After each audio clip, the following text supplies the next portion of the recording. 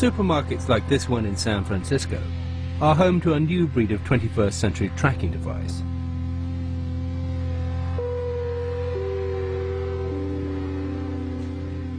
RFID, or radio frequency identification chips, are tiny transmitters that can be attached to almost any product and scanned at a distance. Essentially, they're 21st century barcodes. When triggered, they transmit a unique code which can be received up to 10 meters away. They are being used by stores like Walmart as a way to track products around the world. RFID allows a company to know when a product is in the warehouse and when it is bought by a customer and taken home. In theory, you can even track the object after you've bought it.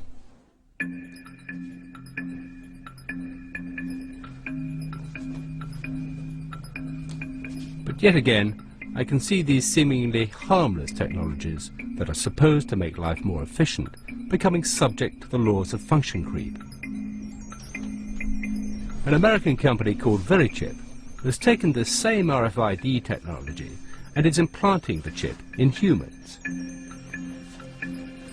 Technology that was brought in to track your Gillette razor can now be used to track and identify humans, and that's about to include me. So just tell me about this microchip you're going to inject into my arm.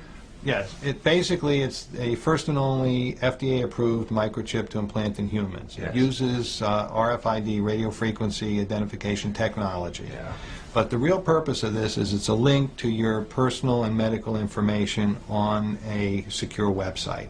So in a case of an emergency, if you were confused, comatose, or otherwise unable to communicate and presented to an emergency room, they would be able to scan you and pick up a unique 16-digit number, which is the only thing that's on this microchip, yes, and be able through that to access your medical record. And what's the red bit? The red is actually the antenna. Yeah. Huh? And if you look right back here, there's a very small microchip, and that's actually has the 16-digit number. If you ever decided to have it removed, it can be removed. It's a simple procedure to remove it. It's like my barcode. Exactly. Yeah. So if you're ready, I'm ready. Just relax. But does this hurt? It should not hurt at all. Okay, just relax. Mm-hmm.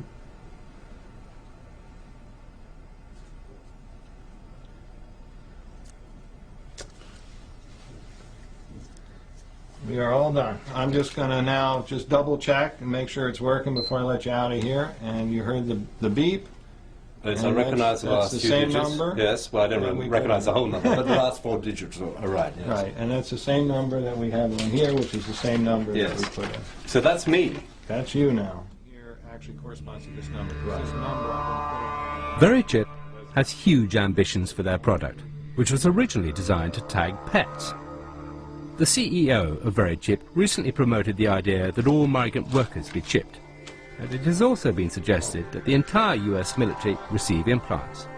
VeriChips have already been implanted in several patients with degenerative brain conditions such as Alzheimer's, so they can be identified in a medical emergency. But the VeriChip is old technology. The new generation of RFID chips will do much more than just transmit a code. Many states in America are considering putting them in driving licenses. They will be able to transmit all your personal details when they come within range of an RFID reader. The scheme is aimed at making the license harder to forge and more convenient for the police. Etienne works for the Electronic Frontier Foundation, an organization promoting personal privacy in the digital age. These IDs are not just trackable in the sense that they have a unique ID number. They will broadcast your name, your date of birth, your country of nationality, et cetera, et cetera. And if you're a parent and you have children who are about to carry a driver's license, what do you want strangers to be able to know? I've got a daughter, she's 15. In a year, she's going to have a driver's license. Do I want her to be carrying a driver's license to broadcast her name, her dress, height, weight, eye color, to anyone who's got a compatible reader? I don't think so. So one of the major issues that we've got is, trying to keep personal information off of RFID cards and making sure that people really do understand, that there's a significant risk associated with that.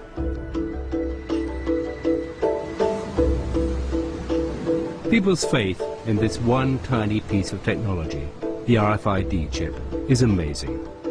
And it's not just being used here in America. The application of RFID is expanding rapidly, and it is already being used in the United Kingdom. All new British passports are already being issued with RFID chips. The forthcoming ID card will also contain similar technology. But are the technologies themselves